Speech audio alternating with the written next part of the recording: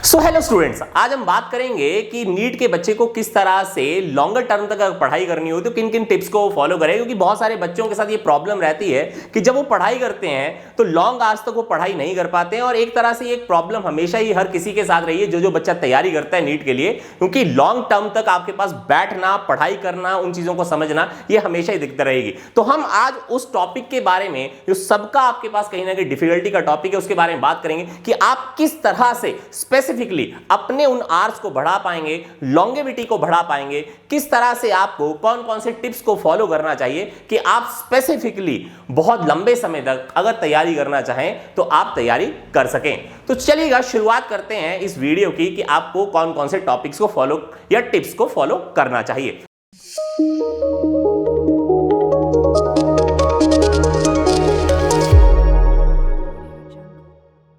तो चलिएगा, पहली चीज जो मैंने यहां पर आपको बताने की कोशिश की है उसको आप देखने की कोशिश करिएगा। Distribute your study time for a particular subject. अब देखिए, सबसे बड़ी समस्या जो आपको एक फील होगी कि हमें कितना घंटा बायोलॉजी पढ़ना चाहिए, कितना घंटे फिजिक्स पढ़ना चाहिए और कितने घंटे केमिस्ट्री को आपके पास देना चाहिए। तो मेरा एक मानना है हमेशा कि जो सब्जेक्ट आपको सबसे वीकर लगता हो उसको सबसे ज्यादा समय देने की कोशिश करिएगा। हो सकता है कि आपको 2 घंटे की स्टडी भी करनी पड़ सकती है एक स्पेसिफिक सब्जेक्ट के लिए, और किसी आप सब्जेक्ट के लिए आपके पास हाफ एन आवर भी मोर देन सफिशिएंट हो सकता है। लेकिन एक बात पर ध्यान दीजिएगा, अगर आप शाम के समय के ऊपर या इवनिंग टाइम के ऊपर अगर ज्यादातर फिजिक्स के कॉन्सेप्ट्स को पढ़ने की ट्राई करिएगा तो देखिए, क्योंकि वो एनालिटिकल सब्जेक्ट होता है, कहीं ना कहीं वहां पर डेरिवेशंस भी हैं, आपको कैलकुलेशंस भी बहुत बढ़िया करनी होती है। तो हमेशा जो आपके पास समय इवनिंग का होगा वो बेटर होता है। या उसके अलावा अगर आप नाइट में स्टडी करते हैं तो नाइट का समय भी बहुत बढ़िया होगा, क्योंकि वहां पर नींद आ रही होती है और नींद से बचने के लिए आपको हमेशा उस पर्टिकुलर सब्जेक्ट को करना चाहिए जहां पर माइंड जो है, वो ब्रेन जो है वो स्टिमुलेटेड रहती है। तो कैलकुलेटिव वैल्यूज जहां जहां होती हैं, एनालिटिकल वैल्यूज जहां जहां होती हैं, वहां पर माइंड ज्यादा बेटर स्टिमुलेटेड रहती है अगर आपको रात को पढ़ने की आदत है। अब दूसरी चीज, आप बायोलॉजी को हमेशा कोशिश करिएगा कि डिस्ट्रीब्यूटेड आवर्स में पढ़ने की कोशिश करिए, कभी स्पेसिफिकली एक स्ट्रेच में पढ़ने की कोशिश ना करिएगा। मैक्सिमली डिप्यूट करिएगा half an hour to 1 hour biology को पढ़ने के लिए, क्योंकि बायोलॉजी बहुत सारे बच्चों को बोरिंग सब्जेक्ट लगना शुरू हो जाता है कुछ समय के बाद। और स्पेसिफिकली ये होता है जब आप बॉटनी को पढ़ रहे होते हैं, क्योंकि जूलॉजी में फिर भी एक कॉन्सेप्चुअल जो पार्ट होता है वो ज्यादा होता है। तो बॉटनी को अगर आप पढ़ रहे हो तो मैं हमेशा रिक्वेस्ट करूंगा 35 टू 40 मिनट से ज्यादा ना पढ़िएगा, और जूलॉजी को अगर आप पढ़ रहे हो तो मैक्सिमली कोशिश करिएगा 1 आवर से ज्यादा ना पढ़िएगा। अब एक बात और करिएगा कि अगर आप बायोलॉजी को पढ़ रहे हो तो उसी के साथ में एमसीक्यूज को उसी समय प्रैक्टिस कर लीजिए, क्योंकि ये इंपॉर्टेंट क्राइटेरिया रहेगा। क्योंकि जब आप कॉन्सेप्ट को पढ़ रहे हैं तो बायोलॉजी के अंदर कॉन्सेप्ट बहुत जल्दी आपके पास रिटेन नहीं होता है। आपको ट्राई करनी चाहिए जितने मैक्सिमम क्वेश्चन उसके ऊपर हो जाए तो आपका कॉन्सेप्ट ज्यादा स्ट्रॉन्गर हो जाएगा।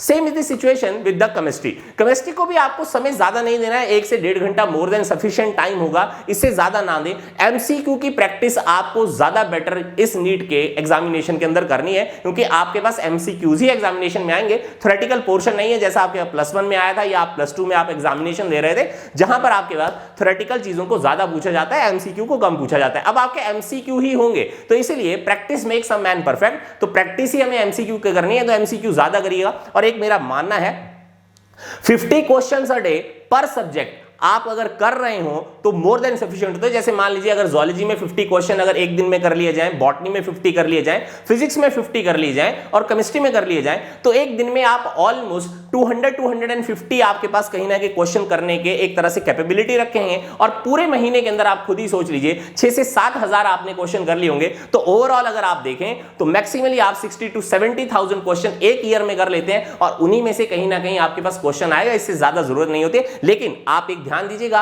आपको हमेशा एक पैटर्न फॉलो करना है, वो पैटर्न ब्रेक नहीं करना है, क्योंकि जब हम पैटर्न को ब्रेक करते हैं तो रिदम ब्रेक हो जाती है और नेचर उस चीज को कहीं ना कहीं आपके पास नोट कर रही है। वापस से उस रिदम को बनाना बहुत ज्यादा मुश्किल हो जाता है। दूसरे पॉइंट की ओर को आपका ध्यान आकर्षित करूंगा, don't sit for more than 35 minute. देखिए आपके पास क्या होगा, हम एक कोशिश कर रहे होते हैं हमेशा, हम अपने सिटिंग टाइम को बढ़ाते हैं। देखिए अच्छी बात है अगर आपका सिटिंग टाइम बढ़ जाता है, लेकिन मेरा मानना यह है फिर से और अकॉर्डिंग टू साइंस भी मैं आपको बताना चाहूंगा कि 35 मिनट से ज्यादा आपका माइंड स्टिमुलेटेड नहीं रहता है। उसके बाद वो कहीं ना कहीं एक अनकॉन्शियस स्लीप में चला जाता है, जहां पर हमारे ब्रेन को कोई भी चीज समझ आने की आपके पास क्षमता जो है वो कम हो जाती है। इट्स जस्ट लाइक कि अगर आपने एक गिलास पानी का ले रखा है और उसके अंदर आप नमक के कुछ पर्टिकुलर स्पून्स को वहां पर डाल रहे हो, तो कुछ ही समय तक आपके पास में वो सोडियम क्लोराइड वाटर के मॉलिक्यूल्स के साथ इंटीग्रेट करेगा। उसके बाद आप नमक डालते रहिए पानी के अंदर, वो सेम चीज है कि वो कभी घुलेगा ही नहीं। सेम इज द सिचुएशन जब आप पढ़ाई कर रहे होते हैं, तो पढ़ाई करते हुए हम सोचते हैं कि सारी की सारी पढ़ाई हम आज ही कर लेंगे, जो कि पॉसिबल नहीं है।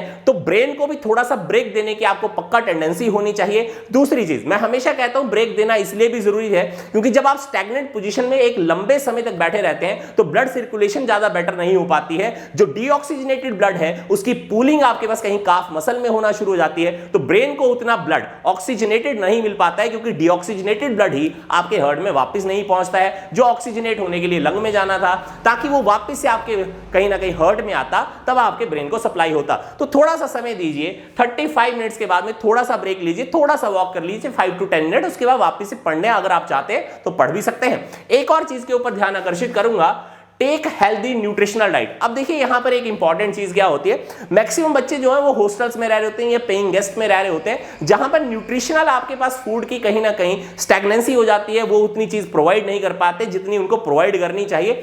और देखिएगा डिफरेंट जोन से डिफरेंट जगहों से जब बच्चे आते हैं तो आपके पास फूड वेरिएशन बहुत ज्यादा हो जाती है, डाइटरी वेरिएशन बहुत ज्यादा हो जाती है, जहां पर ये न्यूट्रिशनल डाइट को मेंटेन करना, बैलेंस डाइट को मेंटेन करना कहीं ना कहीं प्रॉब्लमेटिक हो सकता है। तो हमेशा मैं एक बच्चे को सजेस्ट करता हूं, वो है कि फ्रूट्स तो हर जगह पर सेम ही होते हैं, वो मिल ही जाएंगे आपको, तो फ्रूट इंटेक को आप बढ़ा सकते हैं। दूसरा चीज मैं आपको हमेशा कहूंगा, मल्टीविटामिन्स को कंज्यूम पक्का से करिएगा, क्योंकि जो आपके पास बी कॉम्प्लेक्स विटामिन्स होते हैं वो हमेशा वाटर सॉल्युबल होते हैं। इसीलिए अगर आप रेगुलर इंटेक भी उसका कर रहे होंगे तो कोई आपको दिक्कत नहीं होगी, क्योंकि अगर आपने पढ़ा हो बायोलॉजी में तो दीज आर दी कोएंजाइम्स जो आपकी मदद करते हैं सेलुलर एक्टिविटी को कहीं ना कहीं मेंटेन करने में। तो आपके पास न्यूट्रिशनल जब डेफिशिएंसी आती है तो सबसे बड़ी डेफिशिएंसी होती है विटामिन की, तो उस विटामिन की डेफिशिएंसी को कहीं ना कहीं फ्रूट इंटेक से, और साथ ही साथ में आपके पास इन मल्टीविटामिन जो आपके बाजार में बहुत कॉमन अवेलेबल है, उनसे भी आप ओवरकम कर सकते हैं। चलिएगा चौथे पॉइंट की ओर बात करूंगा, वो है walk briskly for 20 minute in the morning and evening. देखिए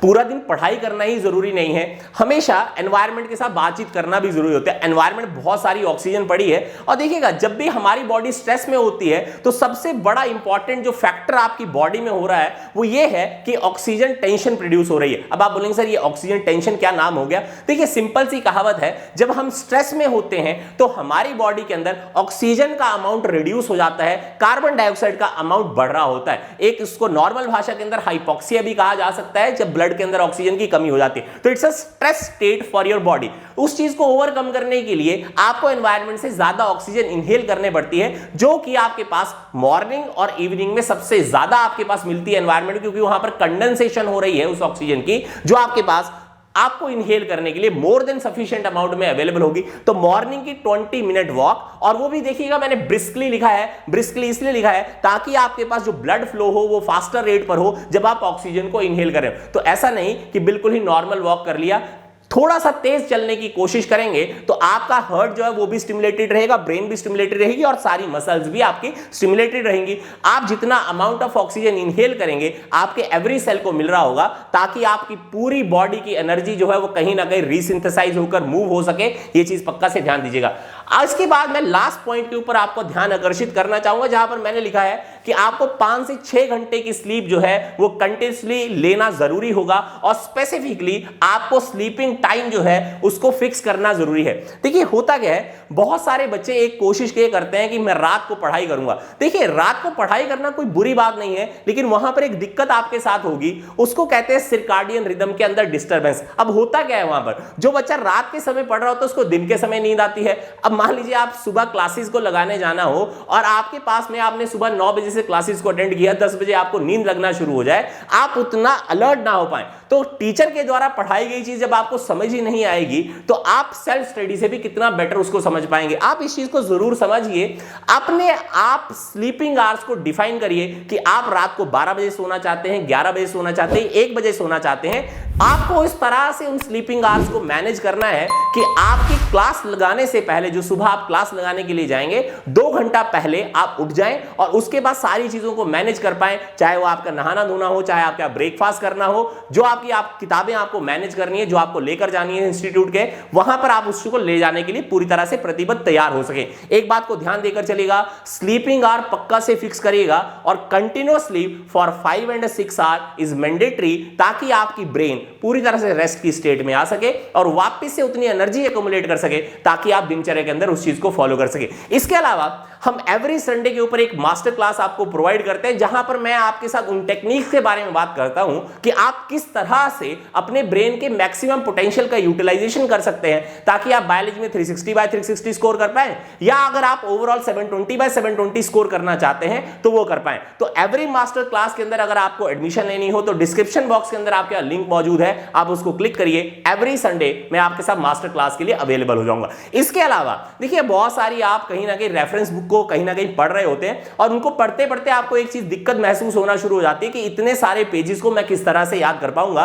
तो हमने स्पेसिफिकली एक दमदम क्लासेस ने आपके लिए एनसीईआरटी स्मार्ट बुक्स डिजाइन की हैं, जो बहुत सारी रेफरेंस बुक के अंदर जो इंपॉर्टेंट कंसेप्चुअल पार्ट है उसको रीडिजाइन किया है आपके लिए स्पेसिफिकली, और उस कंटेंट को थोड़ा इतना कंसाइज कर दिया है कि आप स्पेसिफिकली उसको 3 या 4 दिन के अंदर भी पढ़ सकते हैं, जहां पर आपको रिवीजन करने में कोई समस्या नहीं आएगी। अगर आप उसको भी परचेज करना चाहें तो डिस्क्रिप्शन बॉक्स में उसका लिंक मौजूद है। इसके अलावा एवरी प्लेटफॉर्म के ऊपर, चाहे वो इंस्टाग्राम हो, टेलीग्राम हो, ट्विटर हो या आपके पास फेसबुक हो, जहां पर भी आप फॉलो करना चाहें वहां पर उसका लिंक भी आपके पास डिस्क्रिप्शन बॉक्स में अवेलेबल होगा। और इस तरह के इंफॉर्मेशनल कंटेंट हमारे इस चैनल के ऊपर हमेशा आते ही रहेंगे। तो आपको एक चीज करनी है कि सब्सक्राइब कर लीजिएगा और बेल आइकॉन को पक्का से प्रेस कर लीजिएगा और दोस्तों के साथ शेयर करना बिल्कुल ना भूलिएगा। आज के लिए इतना ही, अगले वीडियोस के साथ मैं आपके साथ मिलूंगा, तब तक के लिए शब ब खैर।